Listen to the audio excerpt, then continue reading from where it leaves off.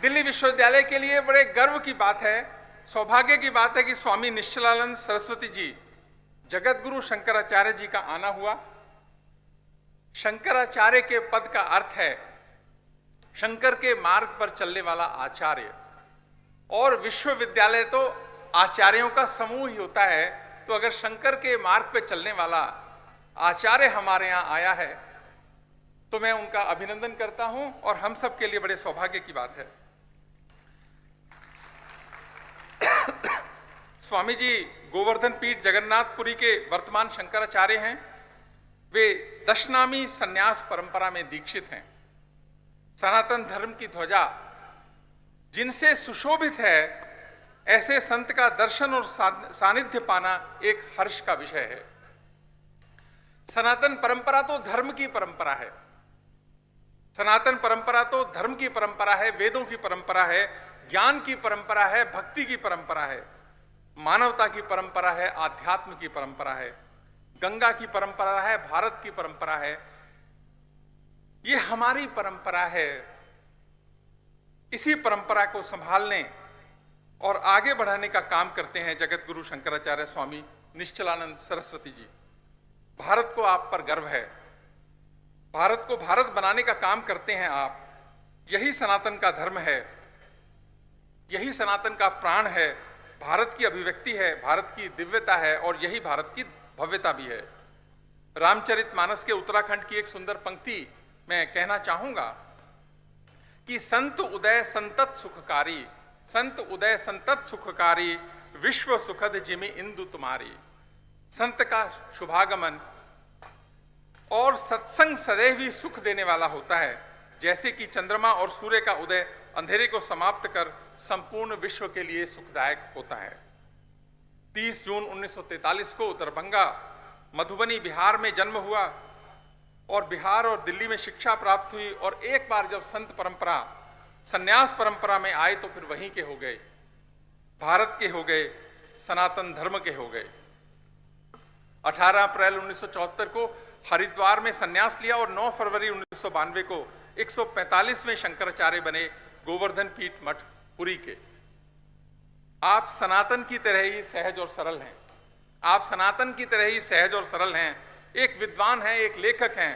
आपकी पुस्तकें सनातन और मानवता को नए मार्ग दिखाती हैं।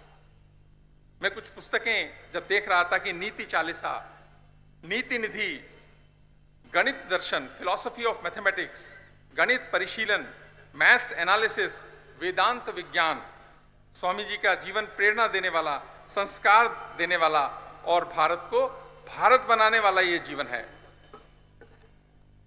कई बार मैं सोचता हूं कि भारत ने 800 वर्ष की गुलामी देखी, और उसके बाद 800 वर्ष की गुलामी के बाद भी अगर सनातन उत्कर्ष पर है तो इसका एक कारण भारत की संत परंपरा, सनातन दर्शन और संन्यास परंपरा है। सांस्कृतिक चेतना और संस्कृति का, भारत की सांस्कृतिक चेतना और संस्कृति का नाश करने के लिए हर आक्रांता ने कोशिश की। यहां पर शक आए, कुषाण आए, गजनी आया, गौरी आया, सिकंदर आया, मुगल आए, अंग्रेज आए, और हर ने भारत की सांस्कृतिक चेतना पर आक्रमण किया। हम आभारी हैं उस संत परंपरा के कि आज 2026 में हम सब लोग कॉन्फिडेंस से बैठे हैं कि हम उत्कर्ष पर हैं और आगे भी जाएंगे। इतने विदेशी आक्रमण हुए, संपदा टूटी, मंदिर टूटे, विश्वविद्यालय को नष्ट किया गया, पुस्तकालयों को जलाया गया, सांस्कृतिक पहचान मिटाने के प्रयास हुए, योजना से हुए, हर आक्रांता ने अपने तरीके से किया। और इसका कारण क्या था कि सनातन संस्कृति की चेतना को यदि हम खत्म करेंगे तो भारत के प्राण को खत्म करेंगे। हम बच गए, पर एक प्रश्न तो है ना, हम बच तो गए पर भूभाग कम हुआ और होता जा रहा है। ये एक बहुत बड़ा प्रश्न है। जब हम बात करते हैं भारत का भूभाग कम हुआ और होता जा रहा है। भारत का ज्यादा अच्छा होना, भारत की परंपराओं का ज्यादा अच्छा होना भी भारत की गुलामी का कारण बना। हमने सबसे बड़ी गलती क्या की, और जो आज 26 में इस पे विचार होना ही चाहिए, और अगर सनातन धर्म का ये कार्यक्रम है तो वहां विचार होना ही चाहिए कि हम शांति काल के नियमों को हम शांति काल के नियमों को युद्ध काल में क्यों लगाने लगे?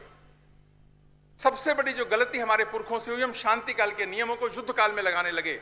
जो नियम देश जनता के लिए बने हैं, लोगों के लिए बने हैं, वो दुश्मन के लिए नहीं बने हैं। इसी कारण से ये आज ये सोचना चाहिए कि अगर ये भूमि ही न बची तो क्या सनातन बचेगा? कम होती भूमि पिछले 800 वर्ष का इतिहास कहता है, अगर ये भूमि ही नहीं बची तो क्या सनातन बचेगा? हर सनातन धर्म को मानने वाले को इसकी चिंता करनी चाहिए। यह तभी तक है, यह वसुधैव कुटुंबकम का देश है, यह सर्वे भवन्तु सुखिनः के मंत्र को मानने वाला देश है, यह सबके सुख की कामना करने वाला देश है। पर यह तभी तक है जब तक यहां सनातन धर्म है, सनातन परंपरा है। इसलिए हम सबकी जिम्मेदारी बहुत ज्यादा बनती है। यही भारत है, यही हमारी चेतना है और यही संदेश है। एक बहुत पुराना गीत है, मैं 2 लाइनें उसकी, बहुत अच्छी बात कही, लिखा कि यह कलकल छल छल बहती क्या कहती गंगा धारा, यह कलकल छल छल बहती क्या कहती गंगा धारा, सदियों से बहता आया है पुण्य प्रवाह हमारा। ये जो पुण्य प्रवाह है, ये सनातन का प्रवाह है, ये देश की परंपरा का, संत परंपरा का प्रवाह है। इसको ध्यान रखें और मजबूत करने का प्रयास करेंगे। लेकिन एक ही बात, भूमि की रक्षा उतनी ही जरूरी है, वो रहेगी तो हम रहेंगे। इस बात को ध्यान करते हुए मैं एक बार पुनः आप सभी का बहुत बहुत दिल्ली विश्वविद्यालय